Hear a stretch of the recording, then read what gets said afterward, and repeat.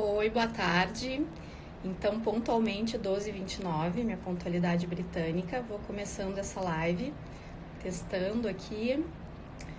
Então, tudo bem, Gabriela? Seja bem-vinda. Bela Vista, Magda.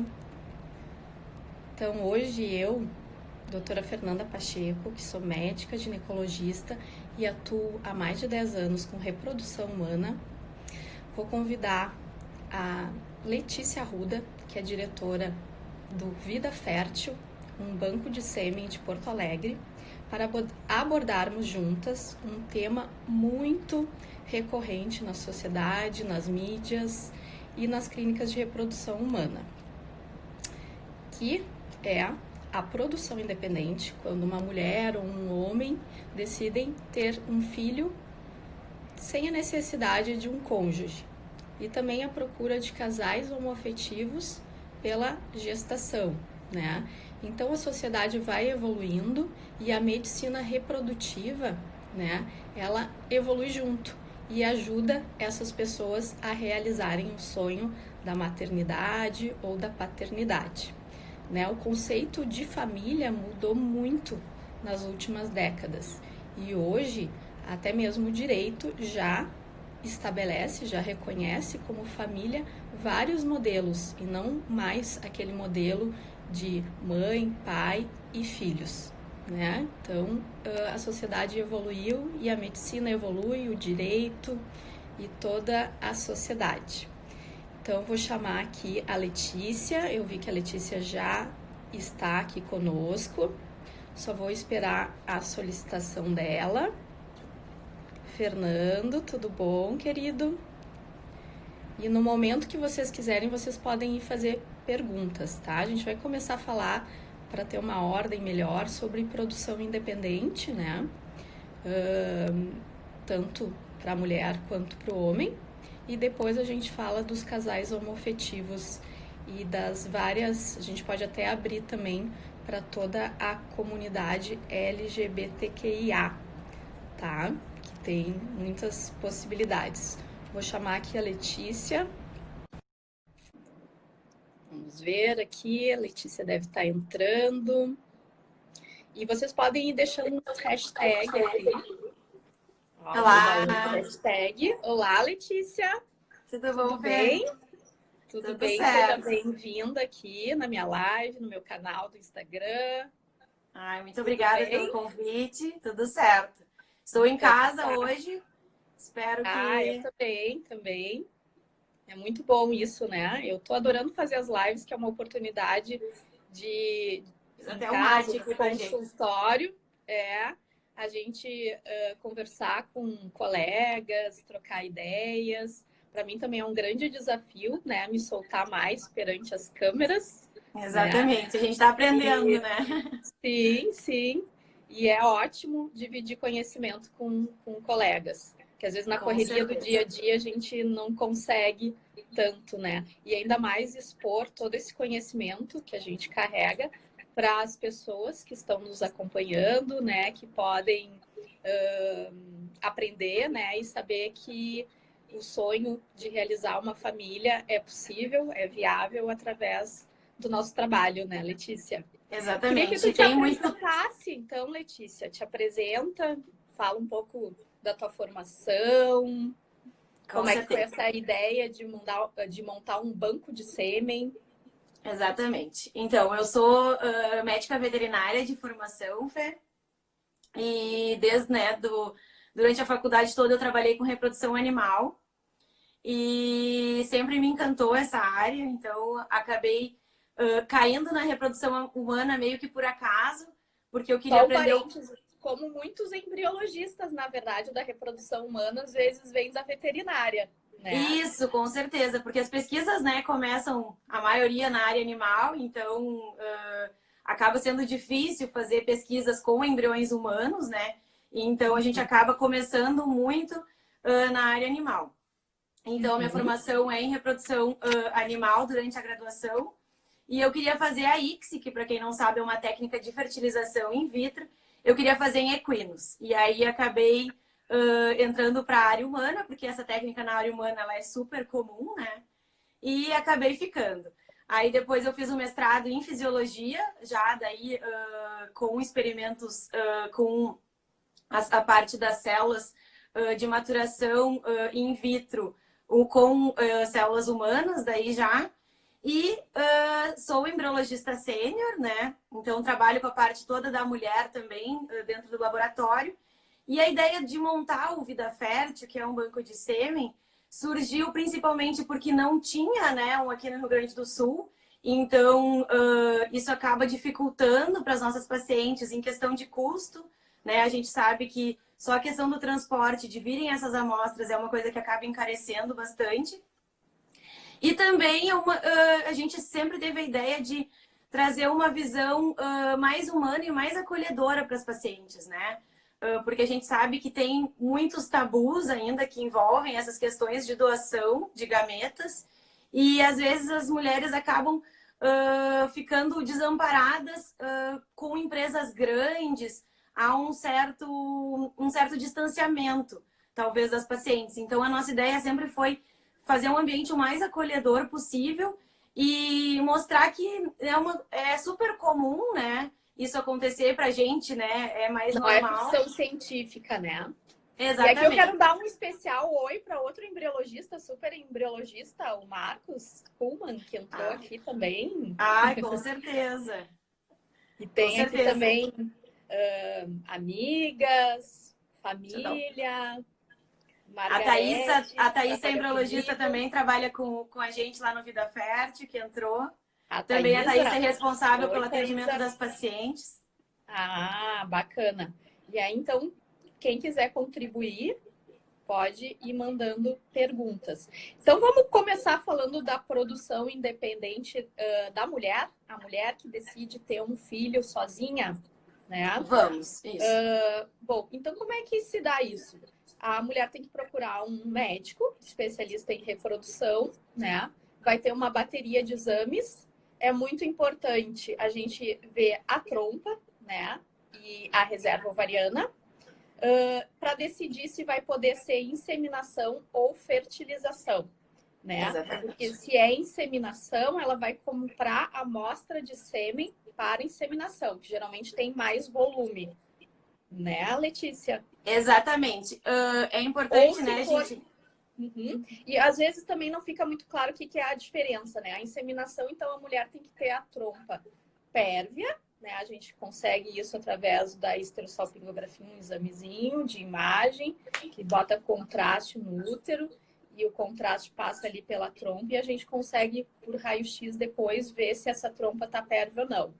Se ela tiver uma boa reserva ovariana, ser jovem, a gente pode fazer uma inseminação, que é só preparar o sêmen e botar o sêmen dentro lá do útero quando a mulher tiver para ovular. Exatamente. Já na fertilização, geralmente eu indico quando tem uma reserva já mais diminuída, né? Ou tem algum fator tubário, que daí tem a indicação da fertilização. Na fertilização, a gente vai pegar o espermatozoide, vai botar dentro do óvulo no laboratório, e aí depois vai transferir o embrião já no 5º dia de vida para o útero, né? Então, essas são as diferenças. Na inseminação, a gente geralmente usa um pouco de medicação, né? Para estimular a ovulação. E a gente vai estar fazendo a inseminação mais ou menos no 13º, 14º dia do ciclo da paciente. Na fertilização, a gente precisa induzir com mais medicamentos injetáveis, subcutâneos, que a paciente mesmo aplica em casa por mais ou menos 11 dias, né? Aí a gente quer que ela tenha vários folículos. Para desses vários folículos a gente conseguir vários óvulos, né? Nem sempre a gente consegue, depende muito da reserva ovariana de cada paciente. E aí a gente pega o óvulo no laboratório, fertiliza com aquele espermatozoide e daí no 5º dia de vida do embrião a gente transfere para o útero da paciente. Então tem essas diferenças, né, Letícia? Que também exatamente, né? É importante dizer assim, resumidamente, a inseminação é uma técnica mais simples, né? Então é só a deposição do sêmen dentro do útero da paciente. enquanto a fertilização in vitro, ela é uma técnica bem mais complexa, né, Fê? O que a gente gosta sempre de lembrar em relação às taxas, né? A inseminação intrauterina, ela apresenta uma taxa de sucesso muito semelhante ao casal que está tentando engravidar naturalmente, né? Então, ela é mais baixa do que quando a gente compara com a fertilização in vitro. Porque a fertilização in vitro, a gente já vai ter a transferência do embrião formado. Sim, né, já estamos um passo adiante para a gestação. Exatamente, um passo adiante. A inseminação, a chance é mais ou menos 15 a 20% por cada ciclo que se tenta. Já a fertilização, a gente chega a taxas de 40%, 50%, dependendo da idade da paciente, né? E se tem algum outro problema de saúde, pode diminuir um pouco. E há também a outra vantagem da fertilização é que a gente transfere de 1 a 2 embriões, na maioria das vezes, e se tiver embriões excedentes, a gente congela, e aí no próximo ciclo é só transferir o embrião, não precisa fazer toda a indução da ovulação de novo e a coleta dos óvulos de novo. Já está lá o embrião congelado, a gente só prepara o útero para transferência já direta do embrião, né? Então tem essa vantagem também. A fertilização tem mais taxa de sucesso, mas claro que ela... Até eu fiz aqui um comparativo de valor. Uma FIV dá mais ou menos para 3 inseminações, já pensando no banco de sêmen. Sim. Tá?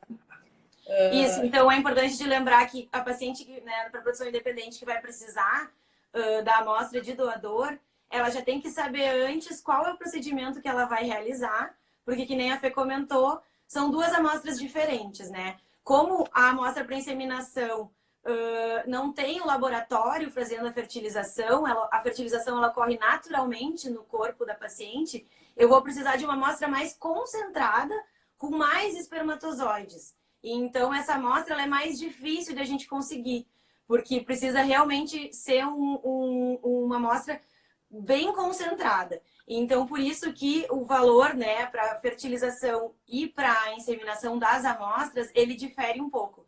A gente vai ter sempre menos doadores disponíveis para para inseminação, porque são realmente amostras muito, muito concentradas em número de espermatozoides, e isso nem sempre a gente consegue de todos os doadores.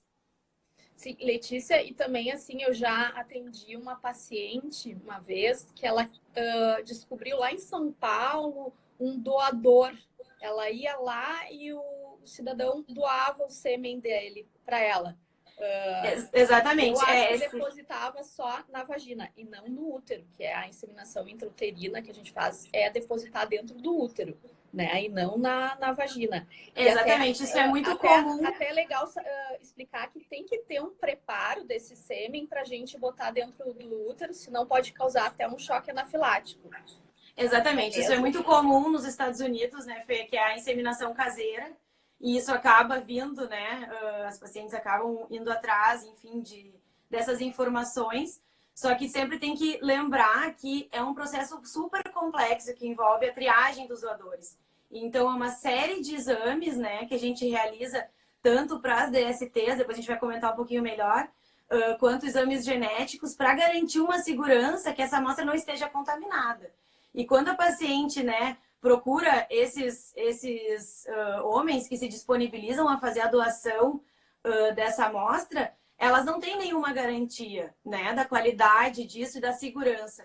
Então, nos Estados Unidos, inclusive, tem umas organizações que dão suporte para essas pacientes que acabam se infectando, né, com alguma doença por utilizarem essas amostras. Aqui no Brasil, o banco de sêmen ele não pode fornecer as amostras diretamente para a paciente. Isso é importante da gente lembrar. Sempre tem que ter uma clínica de reprodução, aonde a gente faz um cadastro, confere se ela está em dia com a Anvisa, que é o órgão que regulamenta, né, todas essas questões, justamente por isso, porque a gente não pode colocar em risco essas pacientes que vão fazer uso, né? Então... E o outro erro nisso, desses doadores espontâneos, assim, né? Essa inseminação caseira, é que, na verdade, no Brasil a gente não tem uma legislação para reprodução assistida, mas nós temos uma regulamentação do Conselho Federal de Medicina e o último data é de 2017.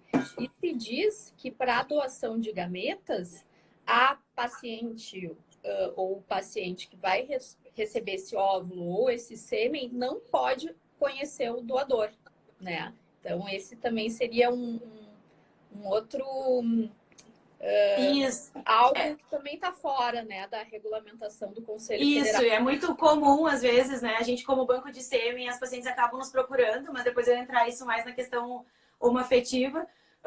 Mas na produção independente também poderia ocorrer da paciente ter um amigo ou um conhecido que se disponibiliza em fazer essa doação, né?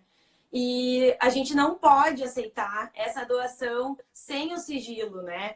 Então, isso não é permitido no Brasil. Tanto o banco de sêmen quanto as clínicas têm que obrigatoriamente garantir o sigilo do doador e vice-versa, né? Às vezes parece, não, mas ele consentiu. Bom, o que eu sempre digo é que se ele consentiu, então ele pode assumir, né, a paternidade, enfim, né, como hoje em dia, que nem tu falou, existem várias formas, né, de famílias, e pode sim um casal de amigos constituir uma família para criar de forma consentida, né, essa criança, e aí fazer ele realmente, né, não como doador, mas como paciente, fazer o processo de fertilização in vitro e ser o pai legal, né, da criança. Mas sim, como forma de registrar, né, exatamente. pai Mas e a como mãe. forma de doação não é permitido, porque realmente é obrigatório o anonimato desse doador. Tá. E Letícia, vamos falar das doenças que vocês triam quando uma paciente procura o banco de sêmen? O Sim. doador, como é que vocês triam esse doador? Então, é feito toda uma triagem para as principais DSTs, né? Então, HIV, hepatite B, hepatite sífilis, o Zika vírus é obrigatório também. Então, para todas as DSTs, esse doador ele passa também em consulta com a nossa urologista, que é a doutora Ana Francisca Mazotti. Ela faz toda a análise física e também uma entrevista de doenças na família com esse doador. Então, se ele relata, né, alguma doença que pode apresentar um risco hereditário, ele já é eliminado nessa etapa. E ele passa também por uma triagem genética, né? A gente tem três doadores. Um doador que ele é analisado se ele tem alguma mutação para fibrose cística e atrofia muscular, que são as mais prevalentes na nossa população, né? Mas nesse questionário que a gente faz de origem étnica, a gente pode estar pesquisando alguma outra doença em específico, né? Que é mais comum numa população específica.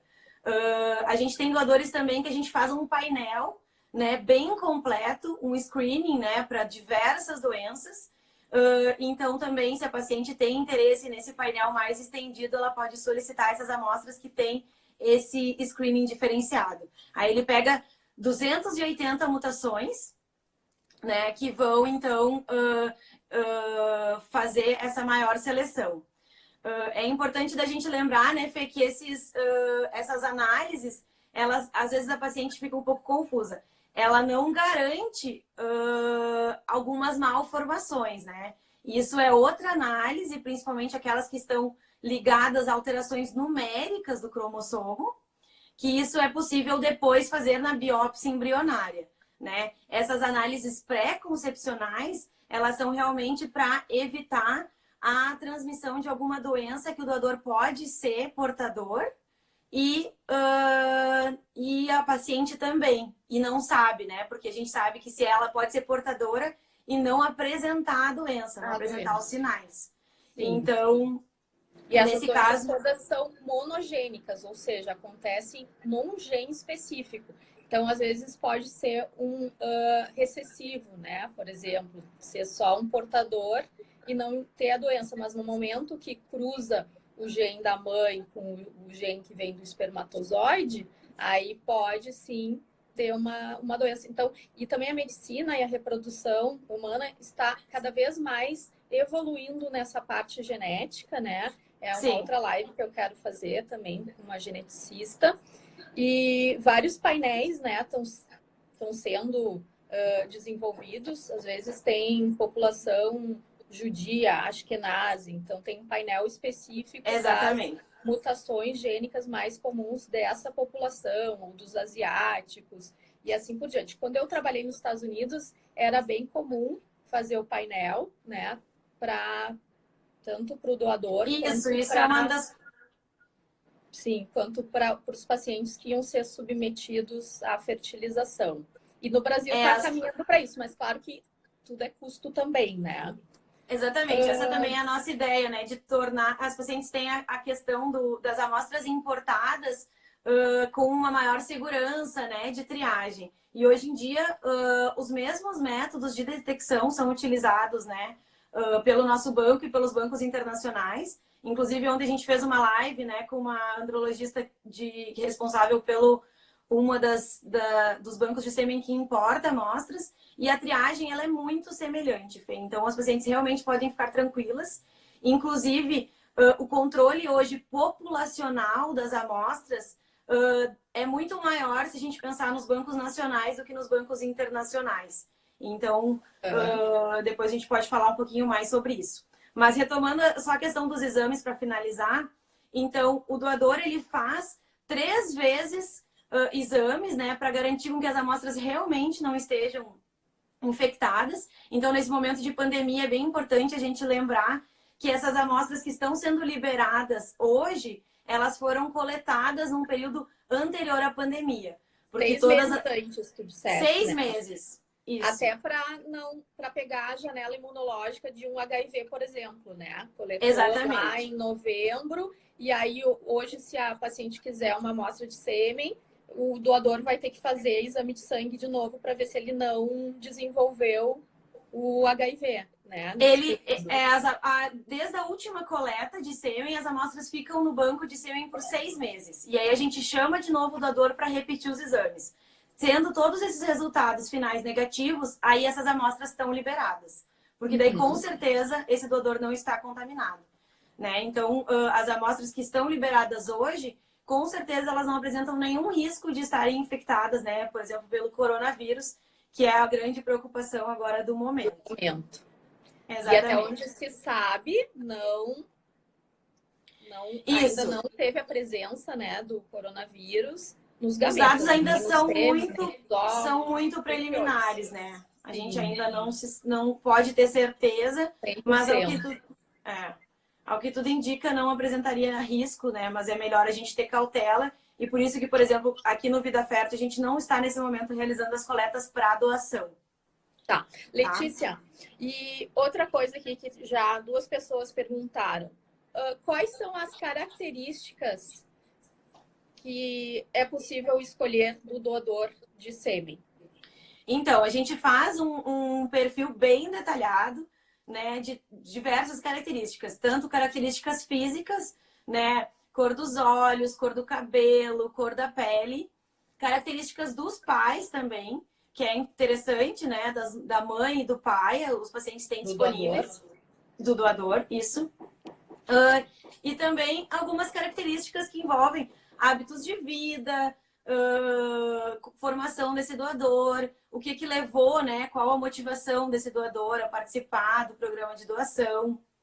Então, é um perfil bem detalhado, né? Que a paciente tem bastante informações ali. A gente sempre gosta de dizer para elas focarem no início com as características que cada paciente tem como sendo fundamentais, né? Porque realmente, senão, fica difícil. Então, tipagem sanguínea, né? Porque pode ser importante se é um casal, né? Ou se é realmente só a produção independente, pela questão se a paciente tem o fator RH negativo ou não. O ideal é que seja um doador negativo, né? O ideal, mas não é também necessário, porque às vezes, né, uma mulher pode ser negativa e o marido ser positivo, e a gente vai acompanhar isso durante a gestação, e o problema é maior na segunda gestação e não. Exatamente. Se quiser explicar, explica um pouquinho, talvez, né, o que é, qual seria o risco, né, se a paciente é RH negativo, que eu acho que nem todo mundo O problema seria a eritroblastose fetal. Aí tem um exame que a gente chama de Cumbres indireto, que a gente vai fazer antes da paciente engravidar, né? Para ver se ela já desenvolveu um anticorpo contra o RH positivo. Isso pode ter acontecido se ela teve um aborto, por exemplo, uma transfusão de sangue, né? Com um sangue RH positivo.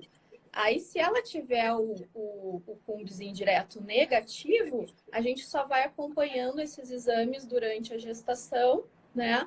E se quando o bebê nascer, a gente faz a tipagem sanguínea do bebê. Se ele for negativo, ok. Se ele for positivo, aí a paciente tem que receber aquela vacina chamada Rogan para não desenvolver esses anticorpos contra o RH positivo, né? E se ela for positiva, né, aí sim o ideal é ter um doador negativo, né? Mas mesmo assim, também a gente pode controlar na gestação e às vezes não ter problema, mas aí o ideal seria ser negativo mesmo, se ela tiver um Cumbres indireto positivo. Sim. A Dayana está perguntando, a Dayana foi minha colega de faculdade. Tudo bom, Dayana? A Dayana está perguntando de informações socioeconômicas desses doadores. Então, a gente tem a profissão, né, disponível do doador, mas a gente seria, né, um indicativo socioeconômico, mas não seria, não exatamente, não tão diretamente, né? Não sei exatamente qual que seria a dúvida, assim, em relação a isso. Uma coisa bem importante, né, Fê, que a gente estava comentando antes, é que a doação de óvulos, ela acaba sendo o médico, normalmente, que escolhe a doadora para a receptora, né? E a doação de sêmen tem essa questão que as pacientes têm acesso a escolher o próprio doador. Então, é legal a gente trazer essa questão de que no Brasil a gente não pode pagar, né, as coletas de sêmen. Então, não é um comércio, né, de amostras biológicas. Então, por trás da amostra de sêmen, tem uma pessoa que, assim como a gente, que quer ajudar a formação de novas famílias, né? Então, eu sempre gosto das pacientes, né, de explicar para as pacientes isso, porque às vezes elas querem encontrar um doador perfeito, né? E são pessoas, né, como a gente, vão ter defeitos, né? Vão ter coisas que às vezes... e qualidades. Então, às vezes também é importante da gente lembrar que não é né? Eu não estou indo no mercado escolher um produto, né? É uma pessoa que está ali por trás enfim, às vezes nem todas as características vão ser exatamente como a paciente está buscando, mas tem bastante opções, então, né? Não é um produto, é um filho, né? É um filho, exatamente. O mais importante é ter afeto, amor. Exatamente. Deixa eu ver. Acho que é importante também a gente retomar, Fê, que o que vai decidir, né, como tu colocou muito bem, a questão de qual a técnica que vai ser utilizada para a produção independente é realmente uma avaliação médica dessa paciente, né? Principalmente o fator idade, ele é muito importante. Então, pacientes mais jovens podem, né, ainda fazer algo... Isso, podem fazer mais tentativas, às vezes, por exemplo, de inseminação, enquanto se o paciente já tem uma idade avançada, talvez seja mais indicado uma técnica que apresente uma taxa mais alta de sucesso. Sim, ser mais invasivo, né? Ser mais... A gente nota que as pacientes têm bastante, às vezes, dificuldade nessa escolha, né? Olhando uma simples tabela com as características. Então, visando isso, e como a gente conhece todos os doadores, Fê, é importante também de salientar que a gente dá todo esse suporte para elas, né? Então, às vezes a gente... E o suporte é por telefone, é pelo site, ou elas podem ir até o banco de sêmen? Elas podem ir até o banco. Nesse momento do coronavírus, com as novas medidas, a gente tem atendido cada vez mais de forma remota, né? Então, WhatsApp e celular, né? Enfim, telefone mesmo. Então, às vezes a paciente nos passa as informações, com as características que ela está procurando, e por a gente conhecer, a gente acaba ajudando qual que é o doador mais semelhante, né? Então, fazendo a indicação de alguns perfis. Então, a gente montou uma tabela com essas informações principais, E aí a paciente nos diz assim, bom, a gente gostou do 1, do 2 e do 3, né? Aí a gente fez um perfil mais detalhado e aí a gente envia esse perfil, né? E aí a gente, se ela quiser, a gente acaba dando a nossa opinião de qual que é mais parecido dentro do que ela busca. Nesse perfil mais detalhado, a gente colocou também algumas fotos de famosos, Fê. Isso é uma coisa que a gente teve uma ideia, que são sim. que Pra tem associar. características semelhantes ao doador. A gente sempre gosta de lembrar, ele não é o doador, né? Ele é para auxiliar e para ficar mais fácil essa coisa né, das pacientes imaginarem como que seria esse doador. Então, isso as pacientes têm gostado bastante, né, desse perfil com essas informações e essa foto sugestiva de como que é o doador. Sim. E quem são os doadores? Como é que se dá esse processo? Como é que, né? Porque é altruísta, a pessoa tem que ir lá e querer doar. Simplesmente, exatamente. né? Um desejo de ajudar o próximo, porque ele não vai ser remunerado. Né? Exatamente. Esse doador, ele é, né, muitas vezes, com certeza são pessoas muito bem instruídas, né, Fê? Então, a maioria são pessoas que têm ensino superior, que querem ajudar outras famílias. A gente tem vários doadores que passaram por algum processo de fertilização in vitro. Muitas vezes são maridos de esposas que passaram pelo processo tanto de recepção de gametas quanto de doação. Então, eles têm noção da importância dessa ajuda altruísta, né? Uhum. Então, eles acabam participando desse processo, que realmente é um processo complexo, como eu comentei. Eles precisam disponibilizar do seu tempo, vindo várias vezes aqui até a clínica. E é importante, né? Não sei se tem alguma paciente aqui, de passar essa informação, né? Que o banco de sêmen, ele está sempre precisando de doadores. Porque a gente acaba selecionando muito. Então, menos de 1/3 de todos os pacientes que nos procuram acabam sendo selecionados como doadores. Então, porque além de cumprir todas essas etapas, eles têm que ter uma amostra muito boa. E a gente sabe que isso também não é a realidade da nossa população, né? Pouquíssimas amostras, elas acabam sendo boas para serem doadores de sêmen.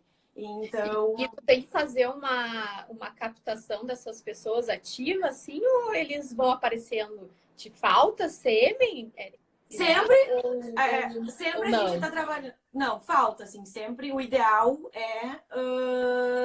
Sempre a gente nunca vai negar, né, doadores. Então é importante se alguém souber, passar para amigos, passar essa informação de que o banco de sêmen está sempre recrutando, né?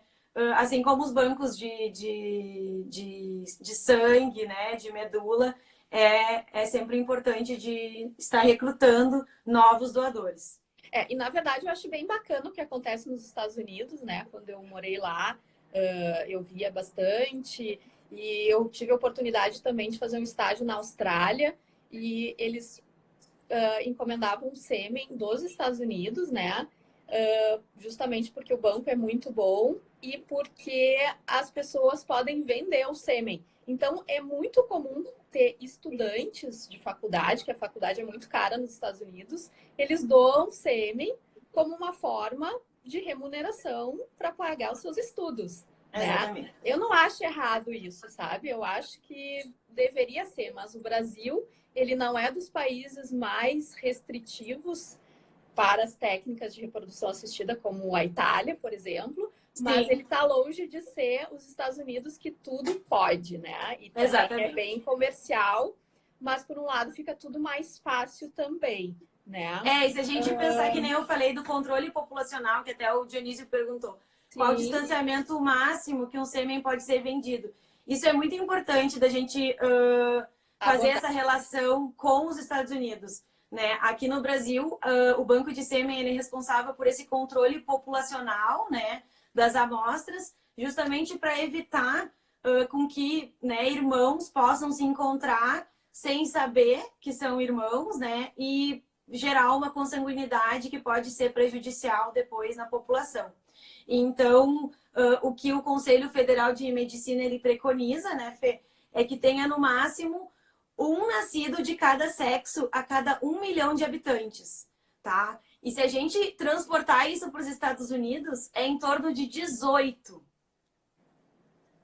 que eles 1 para preconizam. 18 milhões de habitantes? Não, 18 nascidas para 1 milhão. Para 1 milhão, nossa! Então a gente é muito mais cuidadoso em relação a isso. Por isso que tem aqueles filmes nos Estados Unidos, né? De um doador que tem 500 filhos, né? Isso aqui no Brasil é bem difícil de acontecer, né? Porque tem justamente esse cuidado. As clínicas, quando utilizam a amostra, têm que reportar para o banco de sêmen se houve uma gestação ou não, né? E por isso que a gente só pode dizer para paciente. E o sexo, exatamente. O sexo do bebê, sim. Então a gente teve até uma reunião com a nossa sociedade, com todos os bancos nacionais e a Sociedade Brasileira de Reprodução Assistida na semana passada, e eles perguntaram se os bancos de sêmen estavam preparados para como as amostras importadas vão aumentar de valor em relação ao dólar, se eles estavam preparados para ter amostra suficiente para todas as clínicas aqui nacionais. Só que a gente não tem como dar essa informação, porque a gente precisa saber aonde que a paciente mora para saber se a amostra está disponível ou não. E então, devido a esse controle rigoroso populacional das amostras. Então, quando a paciente importa sêmen, às vezes ela tem uma falsa segurança em relação a isso, de que não vai ter irmãos desse doador importado. E a gente tem que ter um cuidado bem importante em relação a isso. Porque esse controle populacional das amostras importadas, ele ainda está bem no início, se a gente comparar com os bancos nacionais. Tá.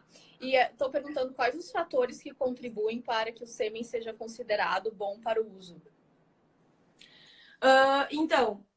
Principalmente fatores envolvidos, né, a concentração da amostra, porque a gente sabe que o processo de congelamento, a gente acaba perdendo um pouco de espermatozoides viáveis. Então, dentro da triagem, o principal, né, vai ser ter uma boa quantidade de espermatozoides e alguns fatores funcionais, como a motilidade, que é como que esse espermatozoide ele se movimenta, né?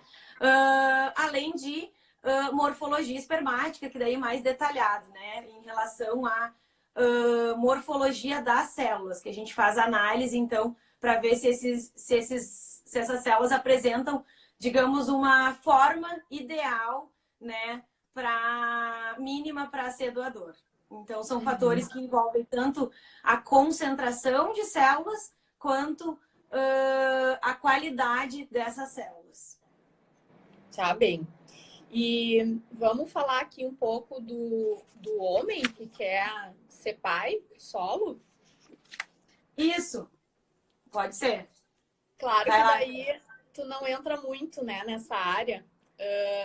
Eu vou te dizer que eu não tive nenhum caso ainda. Eu acho que é mais difícil, né? É mais comum um caso de mulheres. Eu conheço inúmeras mulheres. Inclusive também lá na época que morei nos Estados Unidos, eu conheci mais ainda do que eu conheço aqui no Brasil e que eu já tratei aqui no Brasil. E só gostaria de salientar mais uma coisa. Lá eles têm comunidades que essas mães solo se reúnem com os filhos, vão viajar, vão discutir os problemas, se forma uma grande família. Então é uma rede de apoio que eu acho bem interessante.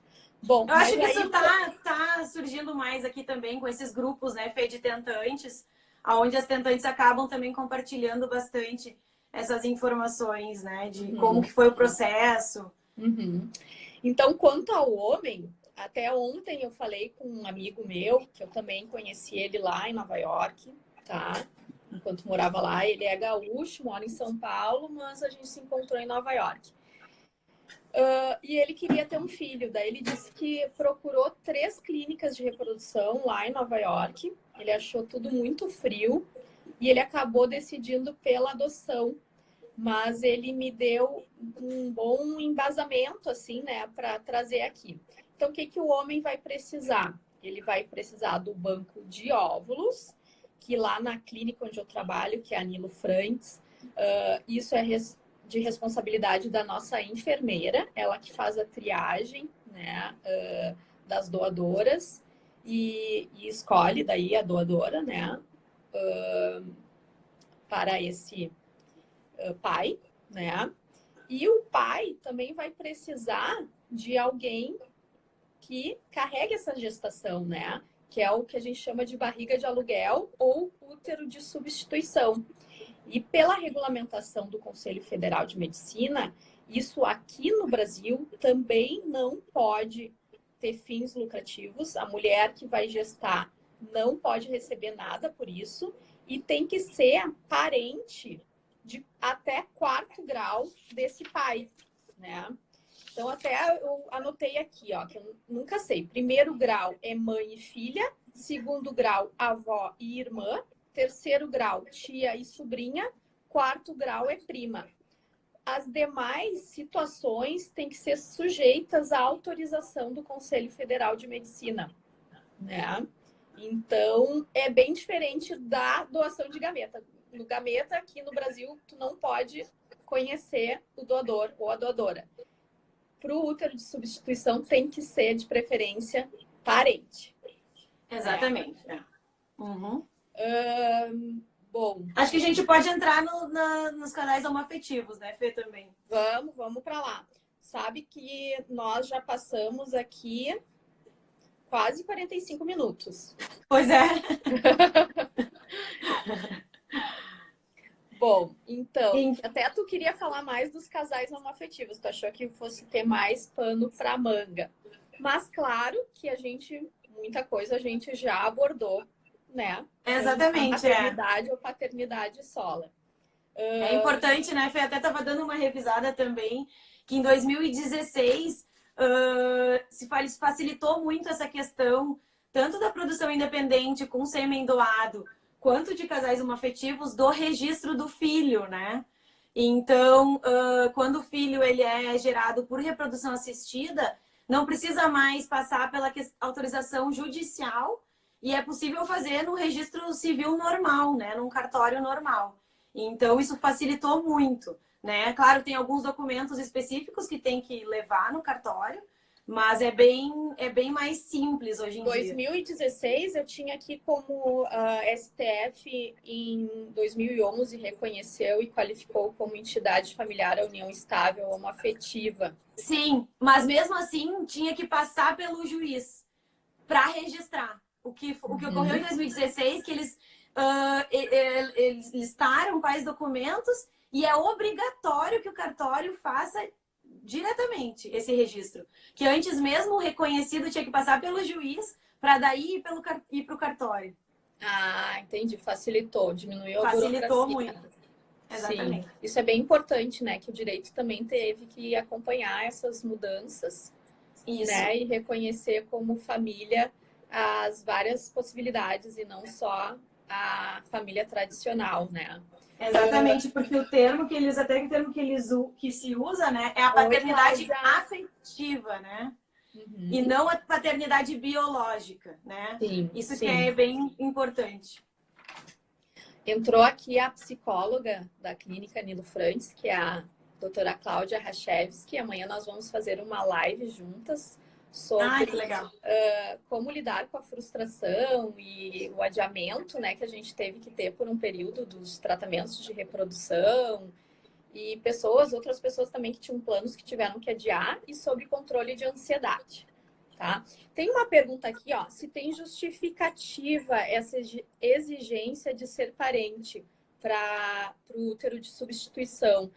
É uma exigência do Conselho Federal de Medicina. A gente tem que respeitar a determinação deles. Mas existem casos que não eram parentes ou eram parentes mais distantes que se pediu autorização e o Conselho permitiu, né? Exatamente. O Enzo é um amigo meu. Ele é bem interessado nessas questões, né? Que ele é advogado de um escritório. Sim, tem vários advogados aqui também, que é um tema que chama mesmo muito o direito, né? Exatamente. Então é muito legal ter a participação deles aqui. E Enzo, se quiserem contribuir. Exatamente. Eu acho que é bem a questão de que o Brasil ele não permite, né, o comércio de material biológico, e essa preocupação de ser parente é para tu não ocorrer a venda, né, como ocorre em outros países, a venda, né, entre aspas, da barriga. Então, a questão de um vínculo parental, né, parental não, parental, seria justamente para tentar reduzir, acredito eu, essa questão de alguém cobrar para gestar, né, para outra pessoa. Então, isso diminuiria esse risco. Mas que nem a Fê comentou, tem alguns casos onde a paciente não tem nenhum parente que se disponibiliza a gestar, então é possível encaminhar um pedido para o Conselho Federal de Medicina e, se ele autorizar, é possível realizar, né? Mas claro que é uma questão muito complexa, né? Porque a gestação tem sim um envolvimento afetivo, né, Fê? Então depois para essa paciente, né, para a pessoa tem que realmente querer muito ajudar, né, gestar passar toda a gestação e depois, né, dar, né? Enfim, tem todos envolvidos têm que assinar um termo de consentimento livre, esclarecido, né? Aspectos biopsicossociais e os riscos envolvidos nesse período gravídico puerperal têm que ser muito bem avaliados, né? Exatamente. Isso é bem discutido também nos congressos de reprodução humana, porque às vezes dá muito pano para manga e às vezes dá complicações, sim. Então tem que estar tudo muito bem registrado. Exatamente, até o... Isso. Tem até o... Bom, enfim. Desculpa, Fê. Pode falar. São muitos assuntos. Não, pode seguir, que a gente está com pouco tempo. Vamos falar então dos um casal mulher-mulher que quer gestar, né? Então, elas também vão na clínica de reprodução com especialista, né? Passam por exames. Aí, sim, a grande dúvida das mulheres, que a gente já recebeu essa pergunta, foi assim, pode uma doar o óvulo e a outra carregar a gestação? Sim, pode acontecer isso. Geralmente, a gente faz exames e aí a gente dá preferência para aquela mais jovem, que tem melhor reserva ovariana, ser a produtora de óvulos, né? A gente vai estimular ela com essas medicações subcutâneas por mais ou menos 11 dias para ela superovular, né? Para a gente ter vários óvulos. E aí a gente fertiliza, né? Com o sêmen que veio do banco. E a gente pode, sim, ir lá no 5º dia de vida do embrião, transferir daí para o útero da outra paciente, né? Exatamente. É importante a individualização dos casos, né, Fê? Como para tudo. Para casais homoafetivos de mulheres cis, né? Importante sempre deixar claro. Sim, haveria possibilidade de coletar os óvulos de uma e transferir na outra, né? Isso vai depender da vontade delas, né? Também, porque é um ponto importante a gente lembrar que deve ser, né, discutido com o casal. E também a avaliação médica, que vai dizer qual que seria, né, o mais indicado de coletar os óvulos, principalmente em relação à idade, mas também, né, em relação ao número de folículos, uma série de questões que a gente avalia nesses casos. Né? E se uma quiser ser a doadora do óvulo e carregar a gestação, tiver uma boa reserva ovariana, tiver as trompas férreas, a gente pode fazer inseminação. Né? Isso. Aí é a mesma forma como a gente comentou, né, para a produção independente. Né? As duas técnicas são disponíveis, dependendo, né, qual seria a chance, né. É importante, então, também... Entrou uma ligação aqui no meu. Olha. Então, quando a gente fala de casais homoafetivos homens, cis, né, também, da mesma forma, com a produção independente masculina, é preciso ter uma doadora de óvulos de forma anônima e um útero de substituição de forma que daí com aquele grau de parentesco que a gente já comentou. Enquanto homem transexual, poderia utilizar material genético meu mais material genético doado e utilizar com uma parceira para produção independente? Sim, né, Fê? Esse era o a gente até comentou antes, né? A gente estava falando de casais cis, mas sim, enquanto homem trans poderia sim fazer a coleta, né? Se ainda o que não é o homem fez. trans? Só vamos definir isso para mim. Então, Transsexual, homem é a mulher que virou homem. Isso, né? A mulher que fez a transição e mulher né? Se a gente pensar da maneira biológica, Ele fez né? cirurgia já. Não necessariamente, hormônios. né? Transsexual, ele não necessariamente fez ainda a reversão do sexo biológico. Né? Cromossomicamente ele é XY. Sim. Tá. Então, se ele ainda tem, se ele ainda não fez a reversão, né? E tem óvulo, tem o útero, né? E ovário, ele pode sim, né? Interromper o uso da testosterona, se já tá fazendo uso para fazer na transição, e pode sim ser estimulado e ser coletado os seus óvulos, né? E utilizar então esse material genético com o material genético doado, e aí transferir para uma parceira, com certeza. Inclusive, se fosse, né, se quisesse, poderia inclusive gestar. Até saiu semana passada, né, na mídia, um casal trans, né, uma mulher trans com um homem trans, e o homem trans deu à luz, inclusive, né, ao bebê. Então, são novas possibilidades de famílias que surgem. Sim. Isso tudo é importante, então, o transexual, ele fazer uma preservação da sua fertilidade antes de fazer cirurgia ou usar hormônios, né? Exatamente, isso é muito... que vai virar mulher, ele tem que congelar sêmen. Se é uma mulher que vai virar homem, congela os óvulos, né? Exatamente, isso é pouquíssimo falado aqui, é uma área que eu sou apaixonada. E a gente faz muitos casos, né, de cirurgia para reversão de sexo. E pouco no Hospital de Clínicas, né, de Porto Alegre. E tem exatamente, o Hospital de Clínicas é referência, né? E pouquíssimo é falado dessa preservação antes, né, da cirurgia. Então, o ideal realmente seria, né, antes fazer a preservação dos óvulos ou do sêmen para posterior uso. Isso nos Estados Unidos já está muito evoluído, né? Então, a gente ainda está crescendo e espero que em breve isso se torne uma realidade para a gente também.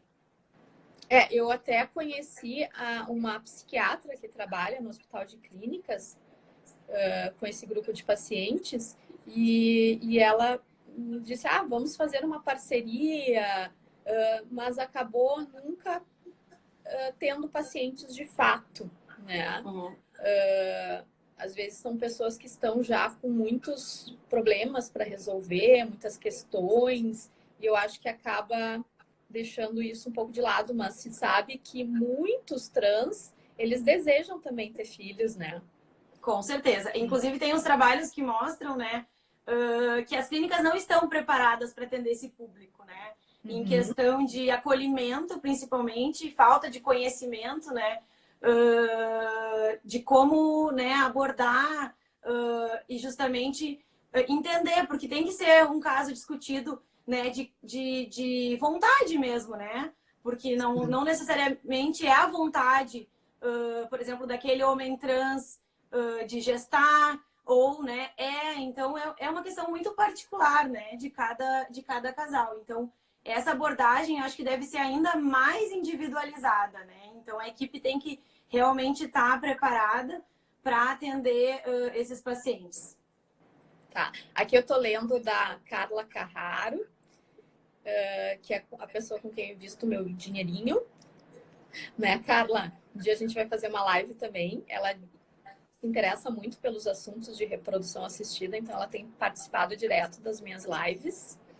E ela acha super interessante, é super curiosa no assunto. E eu também acho um assunto maravilhoso. Vou contar uma história rápida.